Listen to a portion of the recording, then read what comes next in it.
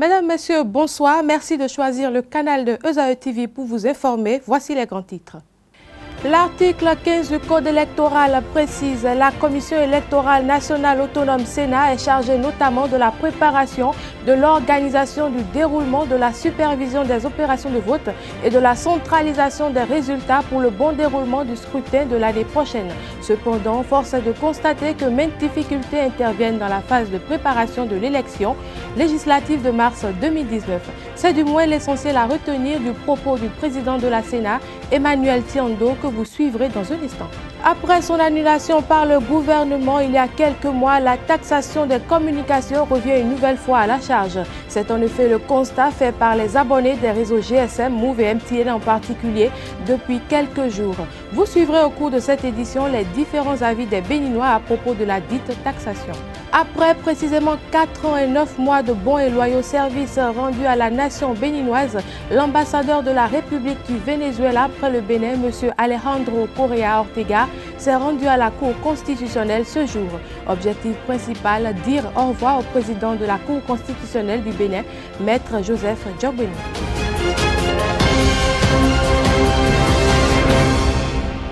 À nouveau, bonsoir. Commençons cette édition par une brève. Le traditionnel Conseil des ministres s'est effectivement tenu ce mercredi 12 décembre 2018 sous la présence et la présidence du chef de l'État, Patrice Talon. Vous aurez dans nos prochaines éditions la substance des grandes décisions qui ont été prises au cours du Conseil des ministres de ce jour. La Sénat est une institution qui accomplit des missions spécifiques dans le processus des élections législatives et présidentielles. En effet, l'article 15 du Code électoral précise la Commission électorale nationale autonome Sénat est chargée notamment de la préparation, de l'organisation, du déroulement, de la supervision des opérations de vote et de la centralisation des résultats pour le bon déroulement du scrutin de l'année prochaine. La Sénat est cependant actuellement confrontée à de multiples difficultés. Pour en savoir davantage, je vous invite à suivre le président de la Sénat, Emmanuel Tiando. Il est au micro de Anifat Boukari et de Jeff Terungue. Comme chacun de vous le sait, puisque beaucoup parmi vous ont été candidats aux élections communales, législatives ou présidentielles, ou ont amené les candidats, vous avez vu l'état actuel de la Sénat. Son siège est dans un état de vétusté avancée, induisant de sérieux problèmes de sécurité au travail du personnel et d'image même de notre pays. Parce que quand nous allons à l'extérieur et que nous voyons les sièges des autres Sénats, eh bien, nous avons un petit pincement de cœur en nous disant, mais voilà ce que nous voyons chez les autres, et voici ce que nous, on vit ici. Je pense que pour la bonne image de notre pays et pour l'efficacité de la Sénat, les autorités doivent veiller à faire en sorte que le siège de la Sénat soit un siège quand même adéquat. C'est vrai, nous avons entrepris des démarches auprès des autorités concernés, mais jusqu'à présent, ces démarches n'ont pas abouti. Par ailleurs, l'indisponibilité actuelle du stade de l'Amitié, qui est l'endroit habituellement réservé au colisage et au convoyage du matériel électoral, constitue pour nous un sérieux handicap. Parce que nous avons souvent besoin d'une grande salle, pas une petite salle, mais une vaste salle pour le colisage de notre matériel électoral. Si vous avez eu l'occasion de faire un tour au stade de l'Amitié pendant que nous sommes en train de faire le colisage, vous allez vous rendre compte que ce n'est pas une salle de 200 places qui nous suffit. On prend toute la salle du stade de l'Amitié et parfois même ça ne nous suffit pas. Pour régler ce problème, la mise à disposition et l'aménagement du Centre international de conférence de Cotonou reste pour nous la seule alternative pour le moment. Il y a le PLM à Lidjo, mais l'état de ce bâtiment n'est pas du tout favorable à l'installation du matériel électoral à cet endroit-là, puisqu'il n'y a même pas de porte. Donc il n'y a pas de sécurité. Et le bâtiment est pratiquement livré aux intempéries. Les taxes sur communication ont refait surface au Bénin, c'est du moins le constat général fait par les abonnés des réseaux GSM, Move et MTN depuis quelques jours. Déjà lancé une fois il y a quelques mois, le gouvernement avait abrogé le décret portant taxation des réseaux sociaux et appel au Bénin après les protestations des Béninois. De nouveau activée, la taxation des communications ne semble toujours pas bénéficier de la faveur et de l'approbation des populations béninoises. Je pense que c'est une bonne chose. Pourquoi? Parce que si je dis c'est une bonne chose, je parle du côté scolaire par rapport aux élèves. Les élèves maintenant, le portable est devenu d'autres fléaux pour les élèves que même un élève de 18 ans, de 17 ans, de 16 ans a un portable et il se fait de forfait pour pouvoir naviguer. Vous voyez? Mais maintenant, avec l'augmentation, la modification des tarifs qu'ils ont fait maintenant, ça peut amener aussi les enfants aussi à se concentrer sur leur étude.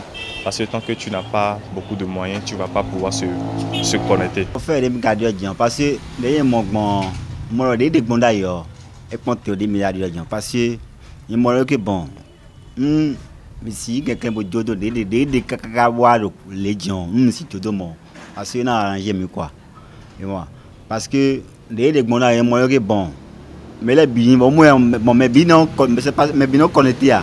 Parce que mes tiens, nous, il y a un crédit, même crédit, tu sens maintenant, tu peux avoir un bleu forfait au moins forfait de 300. C'est 300 francs, au moins 200 francs, 300 francs. Donc mes bins, sinon, arrivé bon emploi. Sinon, moi, il y a un million de bidons.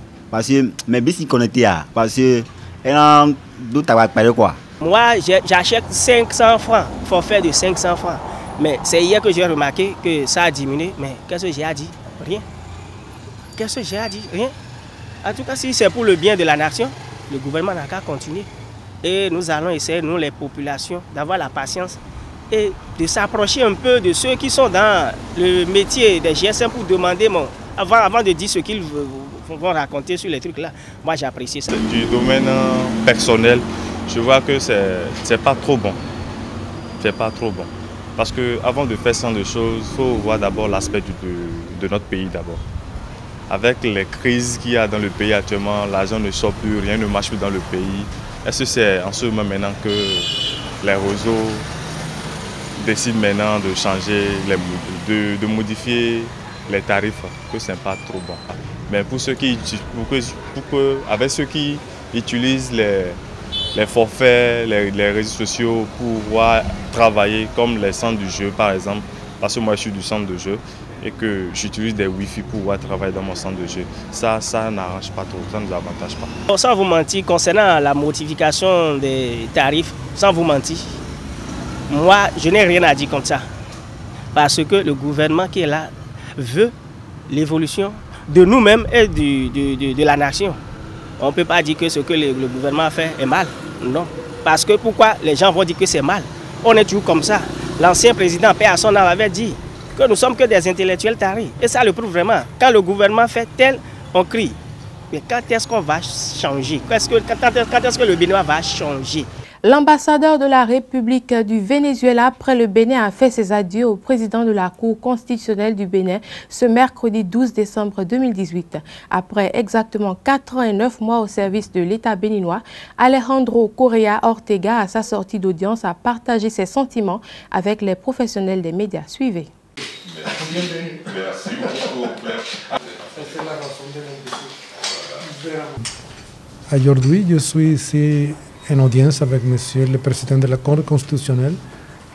Je voudrais dire que je suis en fin de mission aussi au Bénin. Pour cette raison, je suis en un tour avec le pouvoir public pour présenter mon respect et mon remerciement pour tout le bon accueil de moi, de mon famille, de l'ambassade de Venezuela en général, pendant mes séjours ici au Bénin. Je suis ravi de la visite, de l'amabilité. Je voudrais dire les meilleurs vœux de paix, de santé et de succès pour l'avenir, et spécialement pour la fonction de l'accord constitutionnel. Notre perspective sont déjà grandies avec la signature de 12 accords de coopération cette année 2018. Pour cette raison, une fois encore, nous sommes ouverts pour la coopération dans le domaine de l'éducation, de la formation technique, dans le domaine de la culture, et spécialement de la culture attachée à l'économie touristique, que Venezuela a déjà lancé une invitation au gouvernement de venir pour la Foire internationale de tourisme le passé novembre. Pour le mois de mars de cette année, en Venezuela, nous avons un round table of business, but in matière touristique. Ça, c'est aussi une activité qui déjà va se lancer avec invitation pour le gouvernement de venir. Le rêve est défini comme une suite de phénomènes psychiques, d'images en particulier, se produisant pendant le sommeil. Entre les différentes conceptions et implications du rêve, la rédaction de ESAE TV vous invite à découvrir à travers cette interview accordée au métaphysicien alchimiste béninois Amoussa Raimi les mystères du rêve. Il est au micro de Jacques Maouillon d'Almeida. Parler du rêve signifie parler du sommeil. Or, le temps normal du sommeil, c'est la nuit. Mais on peut aussi dormir dans la journée. Mais il y a aussi différents types de sommeil. Parfois, vous n'avez pas besoin de dormir beaucoup. Il y a parfois une fatigue intense qui vous permet de rapidement rentrer dans le sommeil et on peut rêver. Il y a aussi ce que nous appelons les dons paranormaux qui font que brusquement, quand vraiment le don est développé, les anges ou les entités qui sont en connexion avec vous imposent une sorte de dédoublement où vous paraissez dormir, même ça peut être en quelques minutes, et vous voyez beaucoup de choses. On vous montre ce qu'on vous montre. C'est pour vous dire que le rêve, c'est d'abord l'activité d'une réalité lorsque la conscience se tait et l'inconscient se réveille ou le subconscient se réveille, c'est-à-dire lorsque cette réalité n'a plus conscience de la réalité physique et rentre dans les autres dimensions. Je ne veux pas donner de nom, c'est pour ça que je dis cette réalité dans l'être, parce que cette réalité prend plusieurs noms suivant les cultures. Et moi, je ne suis pas partisan de prolifération de mots. Donc, le rêve, c'est l'activité d'une autre réalité dans l'être humain lors du sommeil. Le rêve nous montre d'abord que en dehors du visible, du touchable, de la pesanteur, de la gravité, il y a une autre réalité qui échappe à l'espace, à la gravité, au temps. Je ne sais pas si vous voyez. Et nous montre que en dehors de la réalité visible, il y a d'autres réalités invisibles que l'homme ne maîtrise pas. Et nous préfigure que quand on dit que Dieu existe, c'est une réalité. Nous préfigure également que l'homme n'existe pas seulement présentement, que l'homme a certainement vécu avant et certainement vivra après. Sinon, comment se fait-il que vous rêvez au présent d'un parent qui a été décédé depuis 50 ans et qui vous dit des choses et qui se vérifie? Un parent, par exemple, qui a caché tel trésor à tel endroit, à un moment donné, intervient dans le rêve et vous dit c'est à tel endroit où vous êtes allé et vous avez retrouvé ça. C'est pour vous dire que le rêve est réellement un mystère que chacun de nous doit découvrir parce que ça participe d'abord de la connaissance de soi. Le rêve nous montre ce que nous-mêmes ne pouvons pas connaître de nous-mêmes. Et donc chacun de nous doit prendre au sérieux ses rêves. Ceux qui ne rêvent pas, c'est un dommage. Il faut qu'ils s'approchent des experts pour qu'on leur montre comment commencer à rêver. Parce que quand vous ne rêvez pas, vous n'avez pas l'occasion de bénéficier de ce que nous appelons le langage des anges. À présent, une note culturelle avant de refermer ce journal. Ce jeune artiste d'origine béninoise fait la fierté des mélomanes dans l'Hexagone depuis près d'une décennie. Il se lance aujourd'hui dans une carrière musicale avec plusieurs singles à son actif. Il est de passage dans son pays d'origine où il lancera son dernier single le 22 décembre 2018. Il se dévoile à Eusae TV au micro de Carles Kitome. Oui, le single déjà, le titre c'est Bonne année. Voilà, j'ai eu cette idée comment on appelle, de dire merci. Vraiment merci à tous mes fanatiques, les personnes qui m'ont soutenu pendant ces 12 mois passés. Voilà, c'était pour moi une manière de leur dire merci et puis leur souhaiter mes vœux. Donc j'espère que l'année qu'on va entamer, qui est 2019, sera une année de succès pour tout le monde, surtout de santé. Voilà. Je peux dire que musicalement parlant, depuis 2013 que j'ai commencé en tant qu'artiste chanteur. Mais pour être dans le game même, c'est depuis 2006, 2007 par là. 2006, ça avait commencé par histoire, vous savez, quand le coupé de qu'elle est né, par Feu Douk Saga et tout son clan, la Jet Set, que je salue à travers. Voilà, c'est là tout a commencé. Et nous, on était les personnes qui aiment le show. On aime dans les boîtes de nuit, on aime faire la fête, le boucan, le travaillement, voilà, au trans comme on le dit. Et ça m'a inspiré de rentrer dans le showbiz. Donc j'ai commencé par boucantier, travaillement dans les boîtes de nuit, etc. Et puis au fur et à mesure, je suis devenu MC dans des boîtes de nuit, dans des soirées, mariages, etc. Et ensuite encore, j'ai décidé d'aller plus loin, devenir DJ jockey. Et en 2007 précisément, j'ai commencé à mixer dans les boîtes de nuit. Et je mixe partout dans le monde entier, surtout en Europe. Partout en Europe, parce que vu que je vis là-bas. Donc c'est là-bas que je mixe, partout dans les boîtes, mariages, tout ce qui est, même les shows privés, je mixais là-bas. Et en 2013, j'ai décidé vraiment d'entamer une carrière musicale. Ce qui m'a motivé est que voilà, déjà je suis déjà dans la nuit et j'ai des amis qui sont aussi artistes. Et aussi, il y a des gens qui me disent, ah mais le génie, toi tu t'en sors bien avec le micro, mais pourquoi ne pas, comment on appelle, pourquoi ne pas essayer de faire aussi la musique?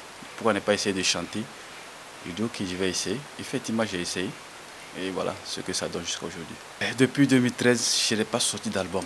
Ça, c'est un choix personnel que j'ai choisi ainsi, vu déjà qu'avec la musique, elle est piratée ici en Afrique.